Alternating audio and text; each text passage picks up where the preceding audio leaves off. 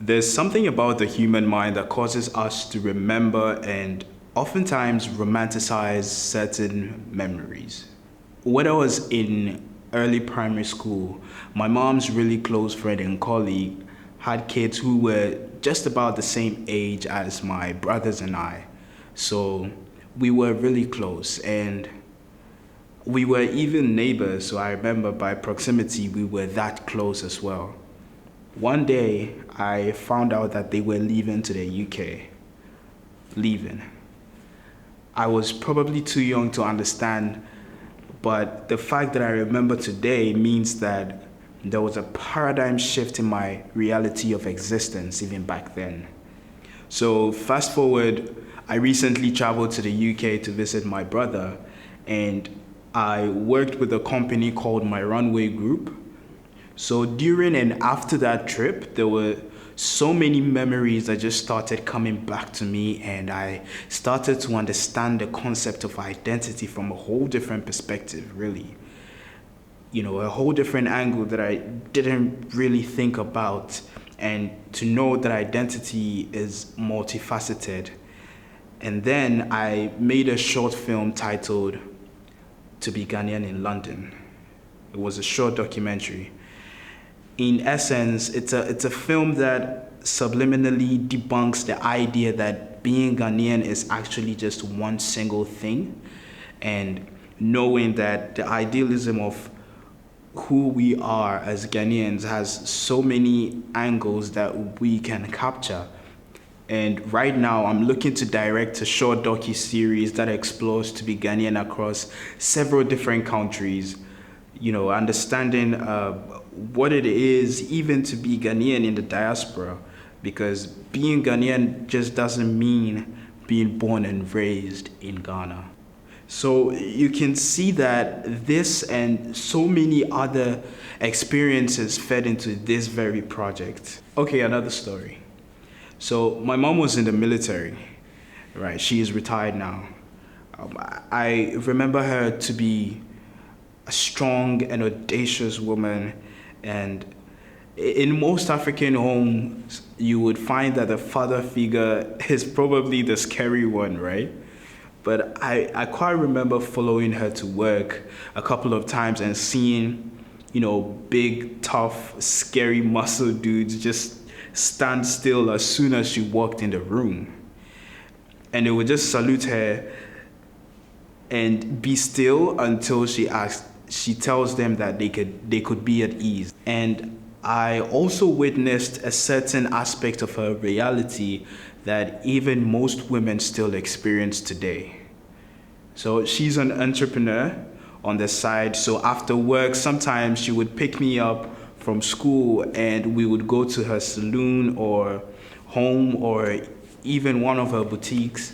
And she would rant to her sisters, Auntie Becky and Auntie Judith, about how terrible the guys in a male-dominated department were treating her as a woman. And I even remember a specific story. Like, there was one time they provided computers for all her colleagues, and she being the only woman, she was the only one who didn't receive one, right? And I remember she was devastated about the situation, and she didn't take it lightly at all. I quite remember that. Thinking back right now, I think I was a little bit in quote kokonsa, but these were my experiences growing up. And even at a point in her career, we moved to Nigeria for 3 years. So she essentially is one of the most ambitiously driven people I've met, and I find that to be so inspiring in my career. And in conclusion, right, my mother's persona is the inspiration for a documentary I'm currently developing that celebrates remarkable achievements of African women in the military. Maybe right now you're either wondering why the narcissist topic, or you're thinking, what is all of this about? Or you fell deep into the stories and actually forgot about the topic. But I will get to that. So at this point of the talk, it's either one of two things. If you knew me already, you probably feel like I've shared a whole different other angle of who I am, or you have, maybe you have a deeper sense of what is beneath the surface of my films, of my documentaries, of the things that I create. Or if you didn't know me at all and you just happened to chance upon this talk, I have most certainly created an identity of myself for you, right? And the reason why the latter is so important is part of the reason why I'm here today. Of course, I wouldn't share the specifics of the stories of my films I'm developing, because what kind of businessman would that make me, really? But what I've shared with you is my story. It is a part of my identity. It is unique, it is authentic, and it's who I am. And that, in essence, is the future of African filmmaking. It is not just me, but it is every single one of us, our experiences, our history, and our stories. In an interview with CNN, Steven Spielberg said something remarkable about storytelling. He said, "History is the greatest.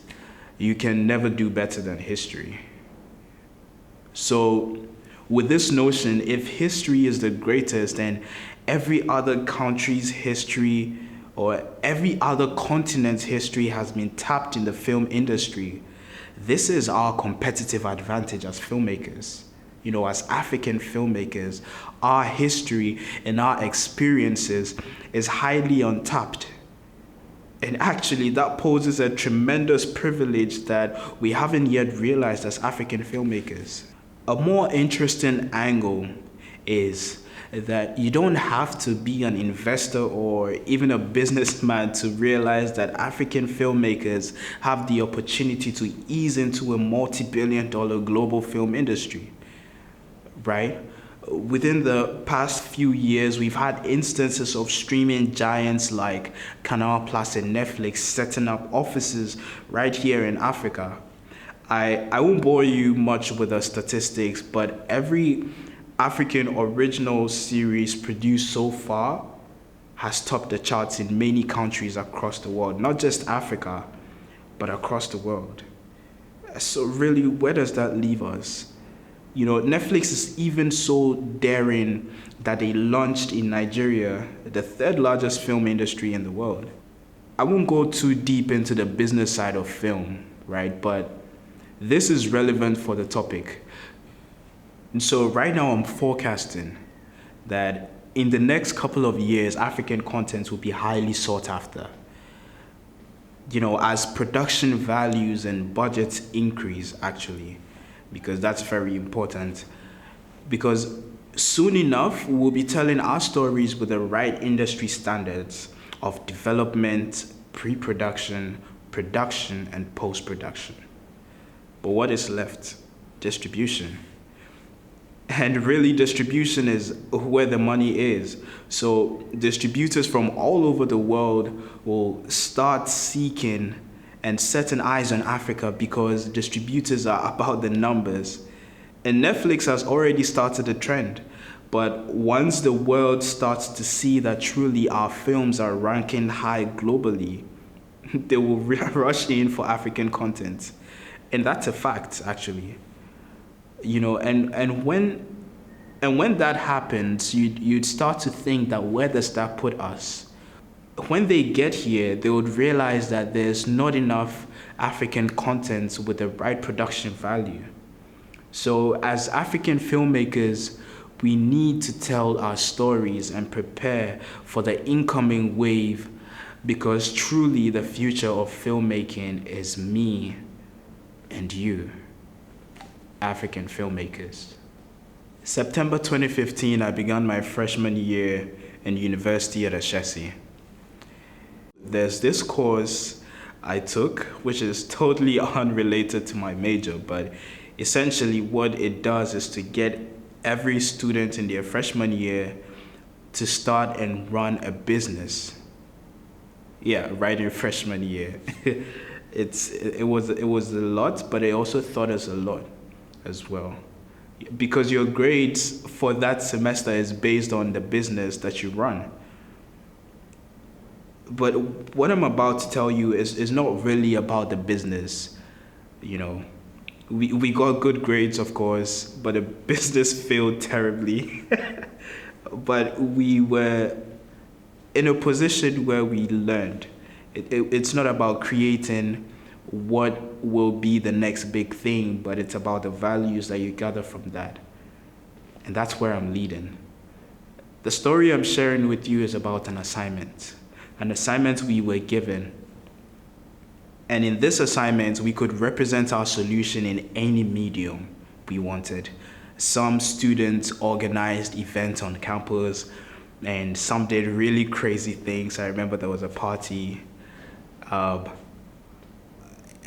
but my team and I decided to make a video, December 2015. And that was the start of my career. I didn't realize it then, but I know now. You see, that video was shot on my teammate Toby's phone because my phone sucked so bad. My friend Edwin helped me install the Premiere Pro editor cracked version on my laptop. Please don't sue me out of it. We were kids back then.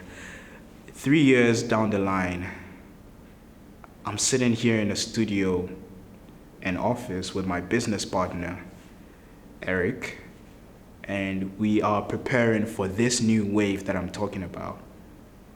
So really what I'm saying is this is a call to all African filmmakers.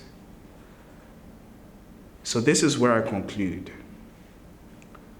We've had a history of our narrative being represented in media, and film shouldn't even be about reforming what the narratives are, but rather just focus on creating what is authentically us.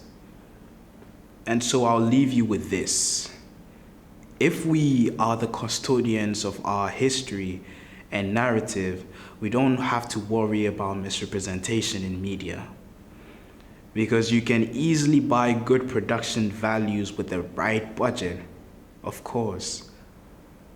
But you can't easily buy the privilege of having your experience as an African filmmaker. Thank you.